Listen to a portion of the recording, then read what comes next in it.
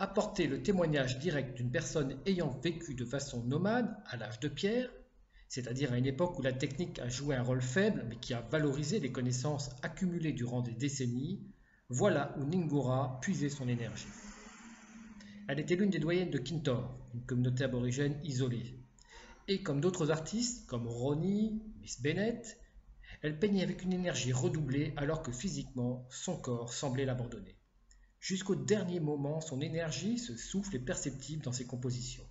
Aucune hésitation dans sa peinture. Le premier jet, au motif évoquant le pays maternel, dont elle est la gardienne spirituelle, est réalisé comme une calligraphie, sur laquelle elle va revenir avec la technique pointilliste chère aux artistes aborigènes.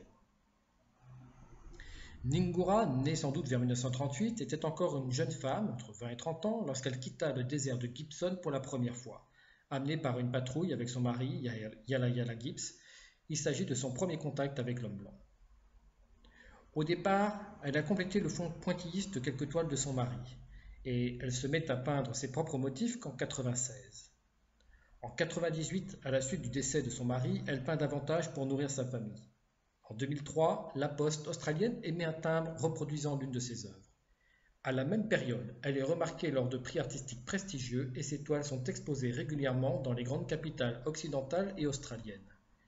Mais c'est surtout sa sélection avec 7 autres artistes aborigènes pour peindre une partie des décors du musée du Quai Branly de Paris qui retient l'attention. Depuis, sa notoriété et la demande pour ses œuvres ont fait un bond et le musée des Confluences de Lyon a également acquis un grand format. Sa vision artistique mérite vraiment les éloges, car Ngora a su créer un style personnel, marqué par ses fonds blancs ou crème où le noir et l'ocre forment les éléments traditionnels. Elle s'inspire essentiellement des rêves associés à 2 sites sacrés dont elle peint les dunes qui les entourent.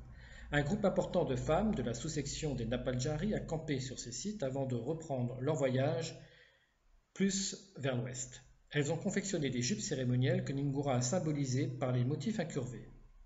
Kutunga Napananka, une ancêtre importante, est également passée par là. Elle est souvent considérée comme un être un peu diabolique parce qu'elle a tué et mangé de nombreuses personnes. Les motifs possèdent une fois de plus une multitude de sens. Les larges bandes représentent à la fois les bâtons à fouir et les poteaux décorés pour les cérémonies.